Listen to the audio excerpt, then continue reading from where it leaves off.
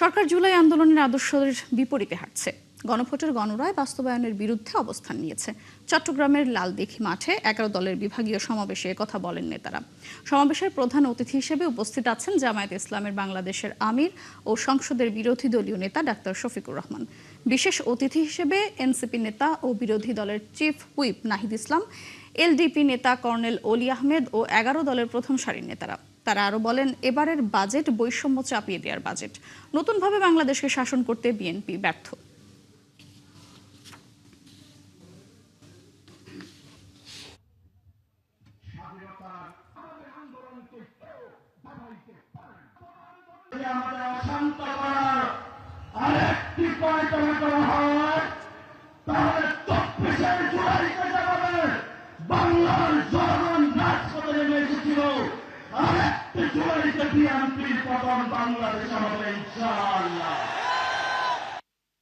চট্টগ্রামের লালদিঘি ময়দানের জনসভায় এই মুহূর্তে কথা বলছেন এনসিপির আহ্বায়ক নাহিদ ইসলাম। আমরা সরাসরি যুক্ত হব সেখানে।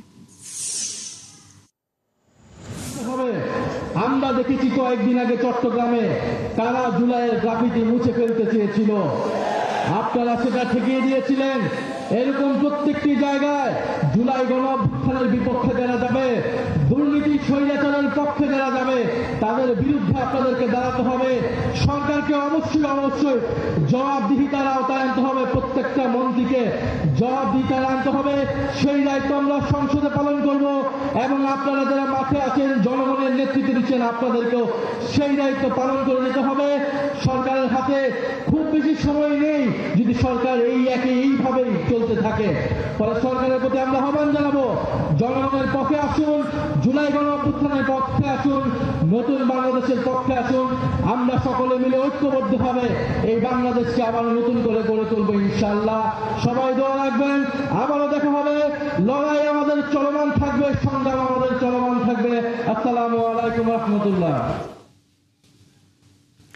চট্টগ্রামে জনসভায় বক্তব্য রাখছিলেন এনসিপির আহ্বায়ক নাহিদ ইসলাম। আমরা সরাসরি ছিলাম সেখানে।